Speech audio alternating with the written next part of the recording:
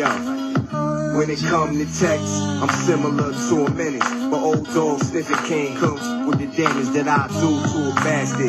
Keep playing around, won't be nobody strong enough to. Yeah,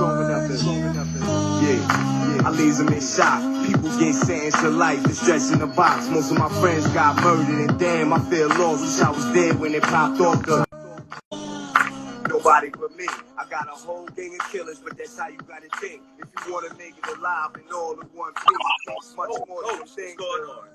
What's going on, Coach? How you? I'm well connected in the street. What's going on, Coach? What's going on, Coach? Not much. Staying busy. Staying busy. Yourself? I'm just trying to give people a few more minutes before we get right to this, because you got a lot of things, you know, a lot of impressive resume stuff that, you know, I want you to touch on.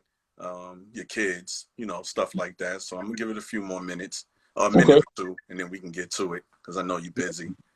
How you been? How's the family? Everybody's good. Everybody's good. Yourself? Everybody's safe. My mom's did suffer from the virus, but Sorry to hear. yeah, she was in the hospital for 3 weeks, managed to pull it out. So Good. yeah. So I'm just gonna let this music play for a hot second, and then give me like a minute, and then we go. No rush. Take your time. I ain't got anything to do. And things we get, don't worry about a thing done, I forever live.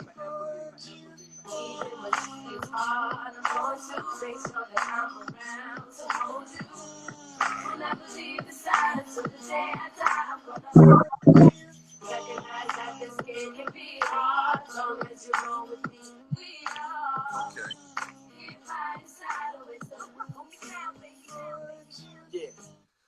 You're right. I guess you know, people are strolling, Coach. So I wanted to go ahead and let you introduce yourself. I mean, most people probably know who you are, but you know, go ahead and you know, take the time to just introduce yourself.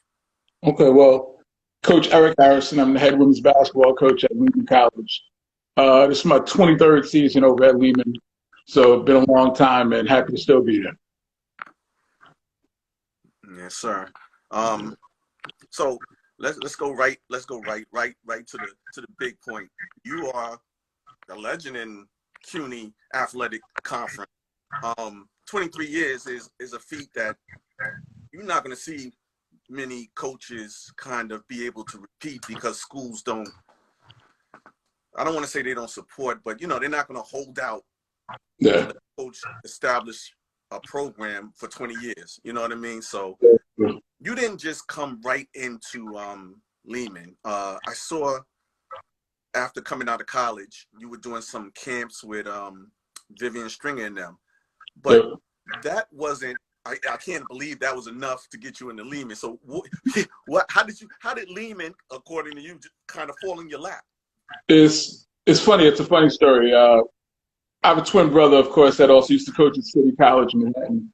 So when we finished college, we weren't ready to get a job in the real world yet. So our plan was, we came home, started doing summer leagues, and we created the Harrison Hoop Classic, which was an unlimited men's league. And it was pretty good. We charged like $100 a team, and you know, we had tons of teams just to come out there and play. And from there, we kept starting with the summer leagues. My brother and I started running workouts where players would come down for individual training. So we stayed with the basketball, picked up a lot of the summer camps from 5-Star, Rutgers, Villanova.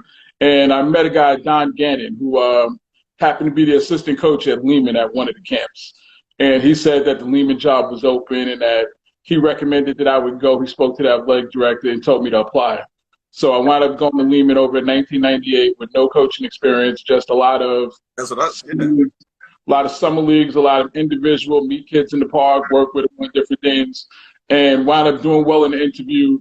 Then wound up having a lot of the players stuck around to interview me. And before I got home that day, I was already being notified I got the head coaching job. So at 26 years old, I started coaching at Lehman with no experience whatsoever as far as on the collegiate ranks. But I learned on the fly, you know, and it was pretty good there. You know, we started out my first season, we finished at 13-13. Next year we came in and brought in about 6-7 new players, including a girl, Kathy Santiago from back in the days from Washington Heights, and she wound up being an All-American as a freshman, and we wound up going 17-8, and we just kept building from there. I mean, the odds of somebody coming in with no experience, got the first job they asked for, and That's true. 23 years, that's something that, you know, is undisputedly, you know, and I use the word legendary because it is, you know what I mean? It is. And so you've seen a lot of changes in the league program. You know, let's discuss from the time from 26 to, you know, and what kind of have you seen, you know? Well, it's different. You know, you just see the game is a little bit different now. You know, when I grew up, it was growing up, and when I first started coaching was the days of, even when I watched Last Dance with Michael Jordan, it was those days with the Utah Jazz, the Knicks, the Rockets, where, you know, you didn't want to miss the beginning of the game because the game was intense. So even just on the women's side, from the beginning, when I started at Lehman, it was a little more of a rugged game. And, you know, of course, the game has changed a little bit now with the three-point shot, and, you know, the post players don't play the post anymore. So, you know, you see a little bit more of the transition of the game. So I've been on the best of both sides. You know, I've had post players that can shoot the three, and I'm not complaining when they do it. Then I've got posts that can go down in the post. So I've seen a lot of change in the conference, you know, over here in the CUNY conference. You know, it's went from a conference where when I first started in '98, it was basically two teams. It was Hunter College and the College of Staten Island. And you look at it 23 years later, there's 7-8 teams that can all compete on any given day and win a championship. So I've seen it move for the better as far as competition. Yeah, and it's more athletic. So these kids are able to play positions or positionless basketball. So was this positionless basketball forced on you? Like, or were you just open to the whole, okay, this is the change in the game? Well, one of the better things about me, I grew up playing CYO basketball when I started at 5 years old. We started playing at St. Gabriel's in Queens. And I had the fortune that we played for Leslie Lance, who, let him rest in peace. He passed away a few years ago. But we had a CYO team that had myself, my twin brother, Derek Phelps, that played in North Carolina, a lot of other guys like that. And we learned from our coach a pressing system. So at Lehman for 2 years, we've been the up and down, run and gun, pressing type of team. So it really comes positionless players for us because we post picking you up 94 feet. You know, so it's interesting. You know, we play that up and down, running gun. You know, so our posts have to do some of the same things as the guards. But when you watch teams that we're playing now, you have to prepare your posts to play guards because other teams are doing the same thing. Yeah, yes, I hear you. So, who took you under the wing? Because somebody had to take you under 26. You know, probably self-doubting yourself, but you know, a little bit. Under the wing, who did you look to for help? Who's the one that guided you to, you know, to become who you are now? It's been interesting. You know, the best part about having a twin brother who also coached is we lived together and it was nonstop basketball conversations. You know, so anytime, you know, we'd pick each other's brains. We knew a lot of people in the basketball world too, so we'd always reach out to people like Harry Peretta at Villanova was a good friend. Vivian String would always answer a lot of questions. You know, Jay Wright, just different people down the line whose camps we worked at. Steve Lapis, who used to be at Villanova. You know, just a lot of guys who we've known that could always give you the helpful advice. You know, one guy that helped me and my brother a lot just by having conversations was Herb Williams that used to be with the Knicks. You know, and that we'd have conversations with these guys and, you know, they would have real conversations with you and it would help you as far as trying to figure out and develop the game. Okay. Well, let me shout out one of my women basketball players who are now in your staff, Jack. Yeah. Jasmine's a good person. Jasmine's great to have. Jasmine played. We were fortunate enough to have Jasmine play for us for 2 years, and she transferred over and was a great player for us. And now she's been a great assistant coach. You know, she's all over the place, a hard worker. She's that young energy that I need 23 years later when I've gotten older and slowed down a step. She picks up that energy level. So, you know, it's fantastic having her on the staff. You know, anytime when you're having a slow day, she's the one that she'll come in with some energy and pick it up. And, you know, it's great to have on the staff. Wouldn't trade her for anybody. Yeah, I might trade Jazz every now and then for something. Jazz, I think that point where turning from player mentality to the coach mentality? Because Correct. I had a conversation with her and I was like, yo, player mentality, coach mentality is not always the same, and people are not always going to like you when you have to make that coaching decision. Same when you Correct. start to really have to make a coach decision. Those are the people that don't change. So, you know, just following her and the stuff she's been doing, you know, I've noticed that you know, she's transitioning into that coach mentality. You know, as far as always trying to recruit. You know, I think she even said she was retiring from playing. So I think she's all in now. But it's funny because we have that conversation. I have that conversation with almost every day where I tell her she has the ability to be the next big time coach. You know, she's of course, like I said, she played pro. She did the still playing basketball, still very youthful. So once she adjusts, and this year was a good transition for adjusting more to the coaching standpoint, dealing with more adversity and things like that. And that once she gets it all together, as far as like is all 100% dialed in, she's gonna be great. well, I hope they doing her like she do me. So when I sub them, they yelling at her, like, why you, yo, what you doing? I hope they doing that to you, coach. But back to kids, where do you normally recruit from? I know I had talked to you, you know, sparing every now and then about kids. What do you find regarding your kids? Well, it's interesting because our 90%, 95% of our recruiting is all done in the 5 boroughs in Yonkers, Westchester.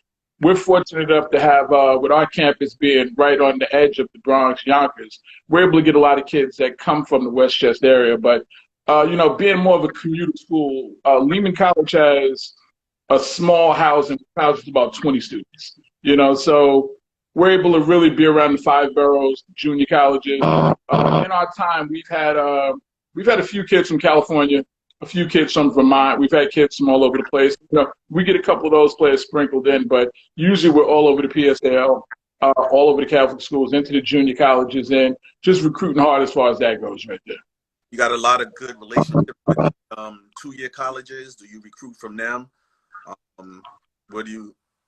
Yeah, we played in 23 years. I've seen a lot of turnover. You know, so a lot of the coaches I'm still getting to know, but there's still a lot of coaches that, you know, remember us from being out there. But it's a lot of new coaches out there. But we send mail out, we send emails out to all of the schools, all of the coaches, and just try to familiarize ourselves with myself and the rest, Jasmine, and the rest of our coaches. We try to touch base with everybody, as many schools as possible. Right, right. That led me into my next question, which really, okay, so let's talk. There was a time where there was a contentious relationship between college coaches and AAU college coaches and maybe high school coaches. Have you seen that turn around? Have you always had a good relationship, but did you yourself have to work to make, you know, well, my thing is, I think just my overall personality, and I don't like to talk about myself like that, but I think I'm more of a people person. So I don't think there's too many people I've ran into that think I'm a jerk. Of course, I know there's a couple of them, but for the most part, I try to go out and make relationships with a lot of people myself. I always give the high school coach the utmost respect because, you know, he's the coach. I give the AAU coaches the same respect. I don't try to have anybody reach over. I try to stay involved with everybody involved in the players and just try to meet people and see if there's any players they have available, and as well if there's anything that myself and my staff can do to assist them. You know, I don't want them to think it's a one-way street, so I always reach out and just see, you know, make that relationship where people feel comfortable coming to our games, things like that, bringing players and putting people in our program. So right now, with all the virtual stuff going on, recruiting, how are you recruiting? You know, I know we don't have a time frame, but what do you in your recruiting process? It's funny because my assistant coaches, they'll laugh. They get emails from me all hours of the night. So I'm up right now. We have virtual tours that we have on campus. So I've been sending out virtual tours, and it's pretty nice. Like when I look at it, it gives like the full campus tour, except for walking around in the cold or the rain. It gives the full campus tour. We've got highlight videos of our basketball program. We've got player individual breakdowns of former past players in our program's history that we have. And we've just got so many things that we send out to the recruits. And I try to continue to send them something every day so Lehman stays fresh on their mind. I send stuff to the coaches. So if the coaches have players that they know about that, at the last minute will look at Lehman's interest. We're a school that right now our admissions is still open. We've got a direct admissions that goes into July. So we continue to work and see if there's any players out there, especially not really knowing what's going on with this, the coronavirus in schools. A lot of parents aren't going to be too comfortable sending their kids away to a dorm right now without really knowing the safety. So I just try to always keep people in the loop and let them know that, it's a good option at Lehman. If they're interested, it's not too late. And, I've been there a long time. I think we can move some lines and see if people can help us out there. Yeah, and I think also people, because sometimes there is a little confusion. Lehman is a 4-year. Correct. Okay. Correct. Yeah, Lehman's a 4-year school. It's a pretty top academic school there. It's Lehman's made a lot of strides over my 23 years. Now, the minimum requirements are about 83 and a 950 on the SAT, 83 overall average. It's workable if you're close in the ballpark, but Lehman's a school that right now the academics and the degree from Lehman is pretty highly respected. Okay, so I know you're just coaching, but like what kind of major does it offer? Lehman's pretty big. It's our nursing major and our computer science major, the top two majors that we have. Sociology, there's recreation. There's a lot of different majors. Like Lehman has over 40-some different majors. So it's a lot of different things from the theater to the dance majors. If you've never been to the concert hall up in Lehman, it's a first-class facility that the students get to actually train on how to work in the theater and just different things. So, I've seen a lot, on our website at lehman.edu, list all of the different majors. But our top ones on the line that are the tough programs are the nursing program, the computer science program. Those are two real good ones to get in. And it's just, a list of other ones. Some even just the math majors are good. So I strongly recommend it. Even I'm a little biased, but I still strongly recommend it. If someone's looking for a good academic school, Lehman would be the one. And your virtual tours are also on that website? Correct. Our virtual tour is on the lehman.edu as well as our lehmanathletics.com. So we've got the virtual tours on both of those. So you can go to either website and click on, there'll be a link on either one of those. How many returning kids you got?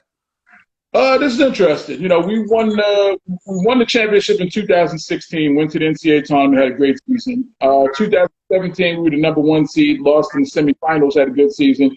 And we've struggled 2018, 2019. We struggled tremendously for whatever reason. So we're returning probably about 3 to 4 players, and we're looking to bring in probably like about 11, 12 new players that we're looking to bring in right now. We're looking to do a whole overhaul of trying to come in and win immediately. At Lehman, we're not used to struggling too much. In the past 2 years, it's been a little bit of a struggle, but we're fired up. Our coaches are out there. We've got players that have already committed. So it's a lot of spots still available, but we're probably going to return a solid 4 players from this team. So somebody could come in and fight and probably start. You got 4 coming back, so somebody coming in and come. What I always tell players, in 23 years at Lehman, 22 years, this will be 23 coming up, we've had our conference has an awards thing where they do the Rookie of the Year, the Player of the Year, All-Stars. We've had about 13 conference Rookie of the Year. So what that means is we take our freshmen in and they play immediately. We had a girl, Melly Del Rosario, who led us to the championship in 2016. She was the conference Rookie of the Year first year, scored about 500 points, averaging about 24 points a game. Finished her career with just under 2,000 points. So with our style of play, we like to throw the freshmen in right away. If you're going to work hard, there's an opportunity to come in and play. So we're excited. So it's funny. I've been blessed to have Melly play for me because of your assistant coach. And okay. The one thing Melly don't lack is that chip on his shoulder, boy. Yeah. But I heard or I read that Lehman's greatest women's basketball player. What do you? Put like this. She's up there. There's it's down to 2 players. Melly was great. She finished with a little bit under 2,000 points. 2-time Player of the Year, led us to the championship in 2016. But I've been fortunate enough, we had a young lady, Sally Namani, in 2007 from Nigeria. And Sally Namani scored 2,100 points, led us to the championship in 2007. She was about a 5'11" wing player, could shoot the 3, could play the post, was probably a shot blocker, was probably the most individual dominant player that's ever been in this conference. Melly is an explosive takeover player. that, but she wasn't going to play the post because she wanted to play the post. So the two of them, I would say, was a tie. You can't go wrong with either one of them. So I wouldn't pick either one. I'd say a tie. So I had to live and die with Melly too, just like I had to do with Jazz. So when Melly pulling up half court, was she doing that in school? It's a reason why I'm a little bald right now. That's all I got to say.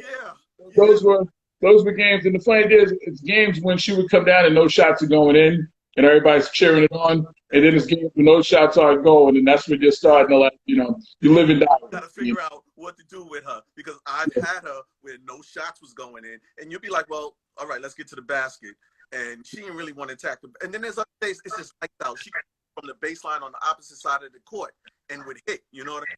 But the problem is, you got to figure out which Melly to guard, because if she's hitting and you step up, she's gonna go by you. And she's got this little layup thing where she's gonna, either way she's gonna score. So it was great too to have. You know what I mean? So you by your head. Yo, between those two, oh my God. We've had some good ones. We've had some good players out there, So it's a lot of talent that's out there. That's the one thing about our players. They work extremely hard. So none of those wins that I actually have, none of the championships we've won, without those players and their hard work that they pick up and buy the system, absolutely none of it would be there right now. And the one thing I do realize about Jazz and Melly, no matter what we were doing, no matter what the record, they came games. You know what I mean? So they were for responsibility. They had love for the game. They were playing because that's what they wanted. It wasn't correct. You know what I mean? Somehow they would figure out a way to get. Oh yeah. You're aware that the NCAA saying, hey, open up these gyms and allow workouts. So is Lehman in the process trying to decide, are they opening up and when? There's no set date right now. I guess everybody's waiting first. We have Zoom meetings every week with our staff, the whole athletic department. And the information we're giving now is, everything pretty much waits on what New York State and the government decides to do with the city schools in general. So I think what's going to happen is we've got about 15, including junior colleges, all the community college campuses. I'm assuming it'll be something that'll be CUNY-wide that'll determine what happens when the schools open, things like that. But, hopefully the sooner the better. You're seeing a lot of positive stuff coming out of a lot of schools, a lot of conferences around the country. So, hopefully the sooner the better. But we're going to be waiting, I guess. There's no specific set date right now. So we're waiting to hear something about it. So let me ask you, Coach, and this is all above us, and we're not saying what we should, but as the coach, what do you think open Lehman?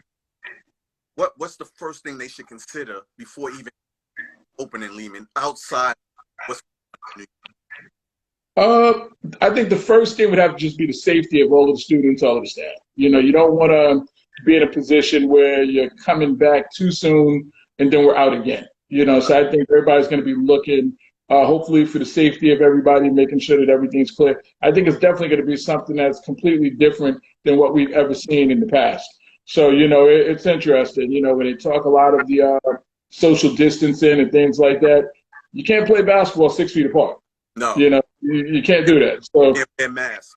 Exactly. Wear a mask when at the court. So it's going to be something that I'm curious. Right now, I don't really have the answer to know what they're thinking, but I just know we want to make sure everybody's safe and everybody's good to go.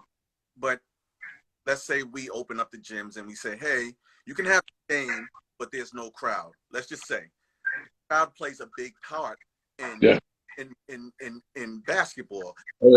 How much do you think it takes away from, it's almost like we'll be having practice.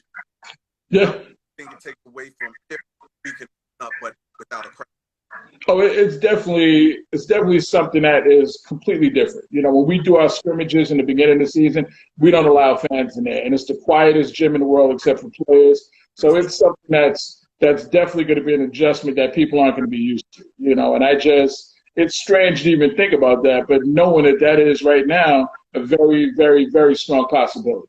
That a lot of the gyms that you go into from Lehman College, or you take John Jay, for instance. When you go to John Jay, that gym is a smaller gym. That crowd really plays a big part in there. So to go into a smaller gym like that and now it's nobody in there, it's a little different ball game for everybody. So it's gonna be strange. As much as you can live stream and watch on the computer, it's definitely not the same. Right. They're talking about having the Yankees play with no fans. I can't see Yankee Stadium with an empty stadium. Yeah, I can't really see it. I thought if we can't do it, and we're not going to go back to 100 million people in the stadium, but if we can't go back, stadiums open, maybe we wait, till we could. Again, I'm not playing MLB. I'm not playing NBA. Exactly. I want to get back to it, but so I just think that it's already a struggle for girls basketball. Correct. So now we just take fans. Now, correct. How hard would it be to get those fans back? Agreed. You know what I mean? Yeah, it's definitely, once they leave, it's one of those things that could be forgotten. Out of sight. It's one of those things. So it's the same way now. It's a slow process, even just going out to the parks and just going out. It's just, if those fans aren't there in the beginning, it's going to be something which will be interesting to see how it pans out. But, hopefully it's something figured out pretty soon and, things go back to normal. But I definitely don't see that happening pretty soon. Who knows? So let's say it's running, hypothetically, probably not in New York. How apt would you be to maybe try to get out there? Would you kind of hesitate, or are you just ready to go? Pledge, I'm ready to go. I'm one of those people. I'm pretty eager and anxious. I've been sitting around for the past 9 weeks, locked up, and I'm pretty ready to go. So I'm eager to get things going, and hopefully, like I said, as long as I can stay safe and I don't put myself or anybody else in harm, I'm ready to get things going. And I know there's probably a lot of other people that think differently, a lot of people that think the same, but I'm just ready to get a lot of things going now. I think Coach Eddie ready to go too. I think there's a lot of coaches that are not staying. They don't want to, give the wrong impression like they don't care about the kids. And at the end of the day, we all care about kids. We all know it's about safety. But I know that there's going to be parts of the United States that's going to open up, and they're going to do it. And for coaches, it's about keeping their jobs. Correct. Recruits are what keep you hired. Exactly. I guess it's a hard line to walk. You know what I mean? Yep. Because I know if you wait for all the kids in New York, you'll be exactly. I know. But I know there's some kids out here in the PSAL. I don't know if there's any coaches in here, but if let it be known so that you Coach Harrison could info guys that maybe he doesn't already have. You know what I mean? This is what connect.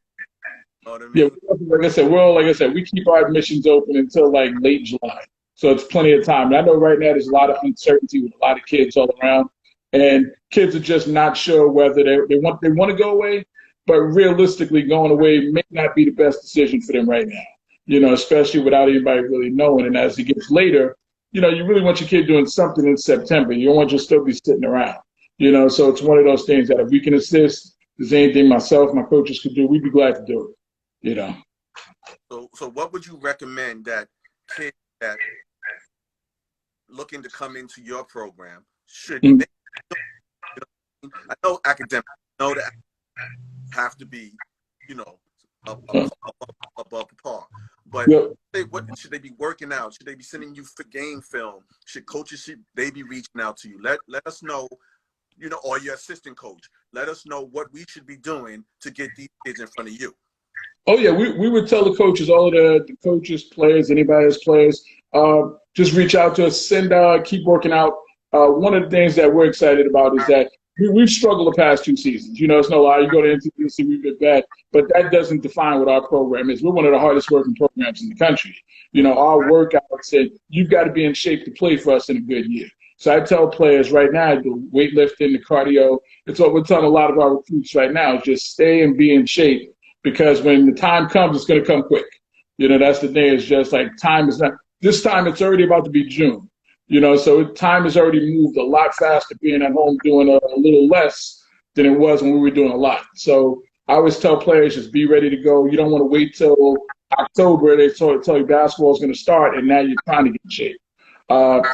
Coaches, you're more than welcome to reach out to myself, my office number, my cell number, my email, anything you need on Instagram, Coach Jasmine. We're always there. One of the things, I don't sleep. I'm up to like 3, 4 in the morning. You get messages from me, so I'm up to like 3, 4 in the morning trying to get players in, just doing information, like reaching out to people, sending emails, so I think we both do the late nights, so I'm always up to the wee hours of the night trying to make it happen. Okay. So, in order for the kids to maintain being on your team, what's the grade average that required to maintain to play for you? The CUNY Athletic Conference GPA, so Lehman College is in that conference, is a 2.0. The minimum is a 2.0, which is a C equivalent.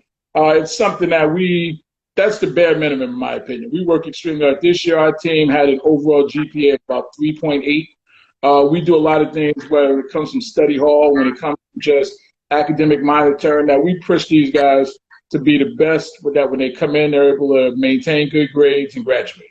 As much as I love to win games, and like I said, I've won a lot, it's great just to make sure that all of our players walk out with that degree. So we're going to push you in there to have the best possible. If you're just teetering around a 2.0, it's a lot of room for error right there. So we're just looking to make sure our players maintain the highest standards they can get. So when that 4 years are over, they can go out to the real world. We've had some great players. A couple of them had an opportunity. A couple of them played overseas. But over 99% of our players are going to be getting jobs when they're finished. So we're just trying to make sure that we help prepare people for after college. Right. So some of our kids, leave the PSAL, leave the CHSAA, wherever they leave from, and they think coach them hard.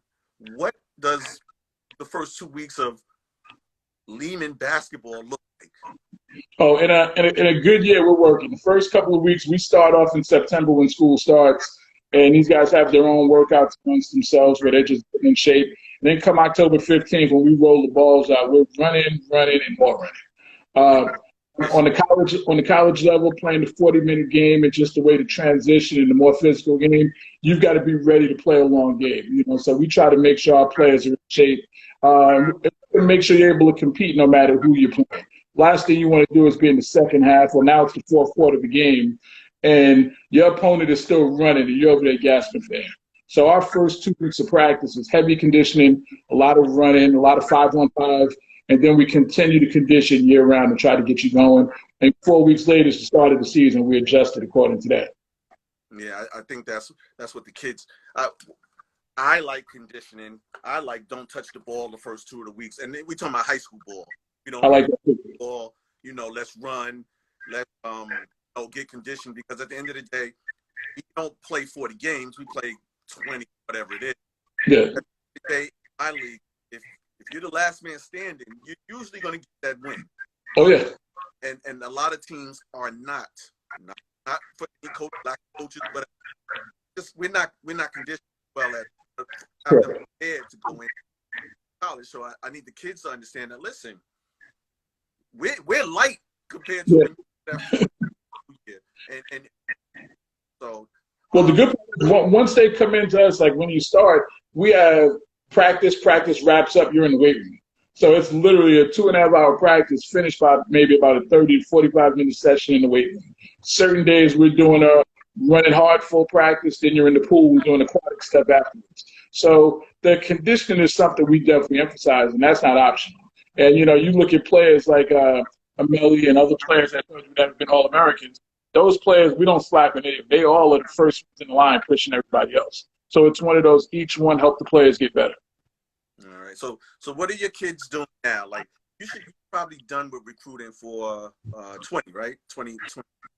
Yeah. Well, we're still on it. We've got, like I said, we're trying to fill a lot more spots. We've got quite a few players coming in, but I'm going to be one until they email me that admissions is closed. I'm turning over every single rock until it's closed. It's one of the advantages that we have having that late admissions is that we're able to sit there and continue to try to get players in. But For our players that we still have now in school, what they're doing, a lot of it, they're working out lightly when I speak to them, like they're doing stuff, but I guess the transition of going online classes is a little adjustment for all of them. So right now they're staying focused on that. They're working on the schoolwork, trying to finish up. And the finals, I think, just ended this week. So I think a few more of them, when they get more resources, will start working. One of my players today, and she's doing rehab on her shoulder. She had a shoulder injury that shortened it last year. So they're doing every single thing possible to get them ready, knowing that next year is going to be a different season. Okay. So, getting into coaching right now is a lot different than the way you got in or the way I got in. Somebody brought me in. I Coach Rocky at Gouge at that level. I was already coaching, but he brought me in. What do you advise people looking to coach and looking to coach girls basketball specifically? Because there's a big difference between the girls and the boys. We do it for love, for nothing else, because there's no money in it. Yeah. We're not getting highlights. Our girls ain't done. What do you advise for someone to get in? It's a few things. Of course, it's trying to get as much experience as possible. A lot of that's going to come from people looking to coaches. And I'm going to tell you the key word for almost any coach, especially myself, is volunteers. If you're able to volunteer your time and you're willing to do a year where you volunteer, it's a great opportunity to show what you can do. And guarantee you, if you're volunteering and you're doing your job, somebody's going to pay you. As simple as that. But I always tell you, get that experience, because even when coaches look at resumes when you're interviewing for jobs, they're just seeing assistant coach at Lehman College. It doesn't say volunteer assistant coach at Lehman College. Right. So assistant coach on the resume goes a long way. So it's always a good thing to do that and just, really be out there just working, like, showing that you're eager and into it, realizing, it's going to be a lot of work in the beginning, but just picking up things, asking a lot of questions. But I always recommend if you have a friend or just if somebody reached out to me today and like they were serious about wanting to be an assistant coach and wanted to help out, I have no problem opening the door, because 23 years ago, the door was open for me. A door was open for me to do it. So I have no problem sitting there opening that same door, helping somebody else and hopefully putting people where they can sit there and be successful at this level. And it's crazy because, people don't normally talk, and just hearing you say, they probably feel like, hey, coach is always looking for talent. We may have to volunteer. I'm not looking to displace anybody, but I would always open the door for you. And I'm sure a lot of people don't really know that. Are you opening? Oh, well, I don't want to say open, because I'm sure you are. Do you take a lot of your assistant coaches' suggestions? Are you encouraging them to be, ahead of the game? Or Oh yeah, I encourage my assistant coaches to have just as much say in the game as I do. I think one of the things I always tell my assistant coaches is our practice is the time to put together the game plan. So if you have anything that you see, any player you could adjust, any zone, man, whatever you see that you can put in that's going to help us get a win is more important than anybody's ego. So I'm not one of those guys that has an ego. It's my way or the highway. I'm looking for wins instead of losses. So at the end of the day, whatever we can do to make our team, our players better, you're going to know more than me. I don't know everything. You're going to know more than me. So it's something you're going to know that could help us. I'm more than welcome. I take suggestions from my coaches all the time. I'm going to put Jazz on the spotlight right now, because that's the only one coach. Hey, Coach Jazz, is that true? He listen? Don't get scared. So how many people do you normally run with on your team season? It's funny because I haven't been one of those numbers in the past that the years we've won the championship, both years that we won and went to the NCAA tournament, we go with 9 to 10 players. Ordinarily, I like to keep 12 players, because a lot of times I think if you don't have the right mix, 13, 14, and 15 could be a problem at that end of the bench if they're not really playing. And you always know if there's one person that's a little upset that they're not playing, it spreads on, and, it causes a little mutiny on your team, especially, I hate to say it, but in women's basketball. So it's one of those things that this year we're looking to go 15, 16 players, and, we're looking to push it and get more competitive out there and make people work. But usually I like to stay in that 10, 12 player ballpark. Just if you have 10 to 12 players committed, it gives you a good practice, and it's to where you can rotate. We run a pressing system. So I'm able to shuffle in a lot of people in and out. But, you know, a lot of times, unless you're blowing a team out, I don't know if you're going to put 15 people. You Right. know, so it becomes for you. So if you have the right players who are 13, 14, and 15 who want to wave that towel, high five, and be the perfect team player, then you're good. But, you know, sometimes you don't get that, and that becomes an issue. Do you find yourself defining roles for your players so that you don't have to avoid having that 13, 14 player, but always in the other players' ear? How do you just kind of define the roles for everybody? Yeah, I always go in the beginning. You're going to define your own role. We're going to go out there. You're going to earn your own spot. And at the end of the day, there's guards that, you know, you're not going to do what a Melly can do. You're not going to do what Jasmine might do. So I like to meet with our players. I've got a good relationship with the majority of the players that have played for me, that we can have a conversation and in private, and I express what your role is. And, you know, hopefully you can accept that role. Because, you know, if you can't, then it becomes a little bit of an issue. But my thing is, we always tell players that any given day you can get in. So you could be that player number 15 who sat on the bench for the past 3 or 4 games, and all of a sudden it could be a 2-point game against CCNY. You might get the call and get put in right now. You know, so we try to keep people aware, but people also know it's one of those things where we try to encourage the team and just keep everybody being a team player instead of being somebody who's stressing the situation. So I always say chemistry is how the players relate to themselves, how the players relate to other players, how the players relate to the coach. That in turns creates a culture. What's your culture, if you had to define it? I would say at Lehman, I would think for the players that have played for us inside of our program, everybody would know it's a family atmosphere. You know, we've got our players come back, alumni strong with the program. We're a hardworking, running gun, in shape. We're going to work hard. Coach is going to make you do 30-second suicides. You're going to have sprints. You're going to run stairs. You're going to run the hills. It's going to be a lot of stuff, and players already know what's going to happen.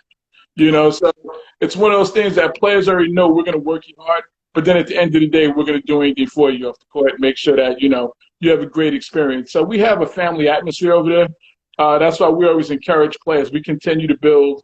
One of my players, I'm her son's godfather.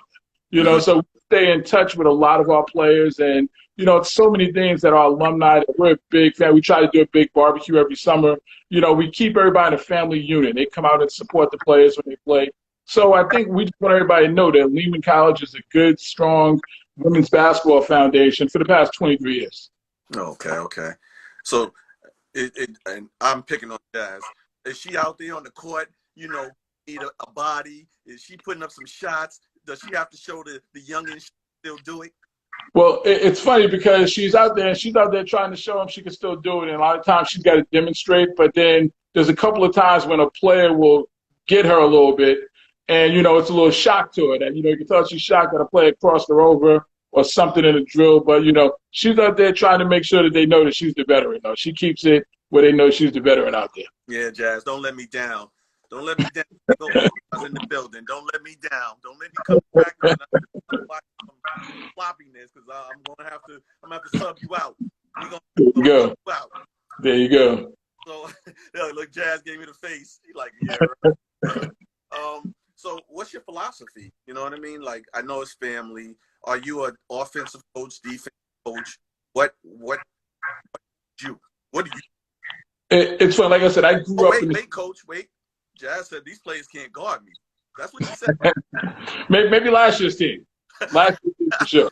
Last year's team for sure. Yeah, last year's team for sure.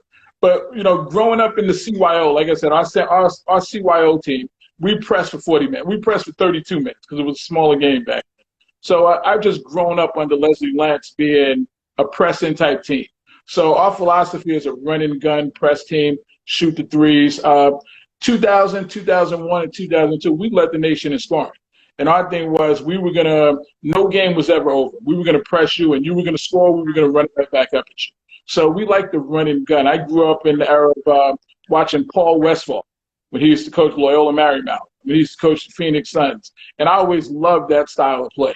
But, you know, as you get different players, you've got to adjust it and, you know, focus in. So we've now turned our attention a lot more to the defensive end. Even in some of these things, the past couple of years, we've turned teams over like an average of about maybe 26, 27 turnovers a game, even in the bad years. You know, so that's more of our style of play right there. I don't know. Coach Linda saying it like she got a little attitude. She presses all game. I don't know what that means. Not the past 2 years. Not the past 2 years. Who do you play? Who do you wind up? Who's in your conference? Our CUNY conference, we have, of course, John Jay, and Coach Linda's done a tremendous job over there. She came in and took over our program, and they've done a real good job over there at John Jay. So Coach Linda and John Jay, Hunter College, Brooklyn College, who won the championship last year, CCNY, Medgar Evers, York, Baruch, and I think that was at York College. I don't know if I said York College also. So we've got 8 teams. Staten Island was our 9th team, but they just went Division II last season. So we're down to 8 teams in the conference. But it's a real competitive 8 teams. Medgar Evers is in our conference. I don't know if I left them out. But it's a real competitive conference that usually on any given day, with these younger coaches, you know, I've seen them all come in, feel like the old man now. You know, but they're doing a tremendous job right there, getting their teams better. You know, so it's the reason that I'm staying up right now. It's like 3, 4 in the morning. I know those coaches go to sleep early, so I got to stay up and try to get the edge on them, you know. So that's part of what we're doing. Good side, man. She said much love. So she must not want you pressing her all over. She don't want you pressing her. She want to be able to sit down and breathe for a second. There you go. There you go. So how do we, you know, and we are the older guys on this side, and the coaches that are coming in up on a different system, different, you know, unfortunately, and I'm not knocking, there were standards at one time that players had to. Now it just seems like standards have to adhere to. If you understand what I'm saying, like if somebody can't get it done, we're gonna adjust standards so that get it done. Is that just us not being able to change with the times, or is that not that a way? That's I think that's gonna be more of just the younger coaches, because I stay with the old school version. It's funny because we had a championship game. We were in the championship like 3 years in a row at one point in 2008, and we were playing Baruch College at City College for the championship. And I remember our best player, Sally Namani, who was a 3-time All-American, 3-time conference MVP. She missed the shoot-around in the walkthrough that we had before the game.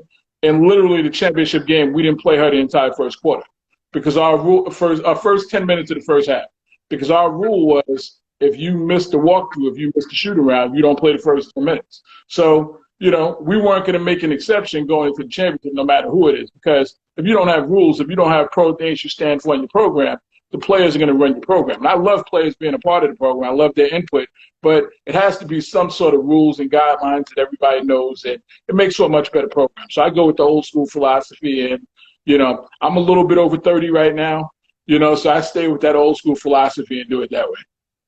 A little bit over 30, 30 years old. 30 I just need to get clarification because I wasn't sure where you was going. So you're 32 right now, right? You're 32. I'm stick to that. If you can say it, I'm gonna stick to that. All right. Coach is 32, but he's been coaching for 24 years. Okay, that's what we're gonna go with, man. So, how do we get? And I always, because I think it's time for us to bring more women coaches, head coaches, into the game. And, you know, girls or women get prepared to maybe become a head coach, you know? I'm telling you, I think even just the one thing I strongly recommend to any new coaches, and it worked tremendously for myself, and I can speak for my brother Derek also, is work in basketball camps. When you work basketball camps, you make a million connections. You're not going to make a lot of money. You might make like $200 for the week, but just the people you meet, the people you're rubbing elbows with, the people you're sitting there having pizza, drinking a beer with, talking basketball, very big names. So I just think just working basketball camps is the best. Going to clinics, but being at the basketball camp every day where you're seeing Vivian Stringer every day, sitting down with her, having pizza at the end of the camp day, those are things that if you actually listen and adhere to it, it's going to be stuff that's going to develop your game. So it's more just doing those little things and not making it about money in the beginning, because there's a lot of opportunities out there for coaches, but you got to pay your dues on it first. So don't stress the money. You got to go out there and sacrifice a little bit. You may spend more money driving to Connecticut to work at Ori Image Camp then you're going to get paid for the camp. Right. But the experience of being up there is something that, you know, it's going to help you down the line do what you have to do. Yeah, those relationships are priceless. And it, you know, it was funny that you made that point because I volunteered forever. I swear it was forever. It was forever. And you know, you just have to have in your mind that these connections, like you said, relationships, that's where when I volunteer coach at Coach G, you know, and I met Coach G at AS. He's the first one. And we were talking in general. To even say, hey, coach, you ever thought about coaching college? You just never know who's going to say, I seen you coaching. I like what you do. You know, why don't we talk? And I think people don't realize that. Not you love the money, but the relationships and the connections made are sometimes irreplaceable. Oh, yeah. It's just like even the people I see now, like when I go to the Final Four, when I go to a game, just people I've met and people that, you know, still stay with me now that I speak to like 20-some years later. It's people that right now, if I needed to pick up a favor, if I needed something, I can just pick up the phone and call them. You know, if I needed to ask a question about how to beat the zone, you know, how to this offense, you can show up to their practice and, you know, they'll walk you right through it. You know, so it's those are the connections. I say camps are big, you know, but I don't think a lot of people utilize the camps now like they used to do back in the days. You know, so and all of that stuff. Don't worry, Coach. You're gonna see me over in your gym. Coach. How did you do this inbound? Open door, man. Open door. I'm gonna be in the gym. We also remember we were talking about some things as far as the women were concerned. I want to get back to that conversation with you. You know, I know right now everything is crazy, but you know, I take the opportunity. I appreciate you being here. You took, you know, an hour. My pleasure. I know you got a lot of things to do. I know a lot of people on here probably learned a lot of things. And if some of those people that are looking to be coaches, and they probably got a lot of jewels that you just dropped. So good. Well, I appreciate it. Listen, man, we stay in touch. I'm getting to meet a lot of you guys that I had never personally met doing it. This is just about making the connections. It's about connecting the D3s with the PSALs, the D2s with, you know, something that, you know, we did person by person, but now we got this platform where we can have who knows how many people on, and, you know, all of a sudden it's a connection. Oh, I saw you on this. Gotcha. So I appreciate you, man. And if there's anything I could do for you, like I said, feel free to reach out. Let me know. I'm always around. Like I said, I do this basketball. Like I eat and sleep this. So if there's anything I can do, please don't hesitate to reach out. I need you to clear some time. I need a one-on-one with Jazz because I need to shut her up. Okay, I'll play the court. I'll put the scoreboard on. I'll get it. Because by the time the score is up there, to be so far advanced. The number don't go that high. Numbers don't go that high. I keep it in my head. You know how we do is 1 zip, 2 zip, 3 zip. Yeah, true. True. Right? Sounds good. All right, man. Well, thanks for coming in. Thank you. Have a good one. You too, Take man. care. All right.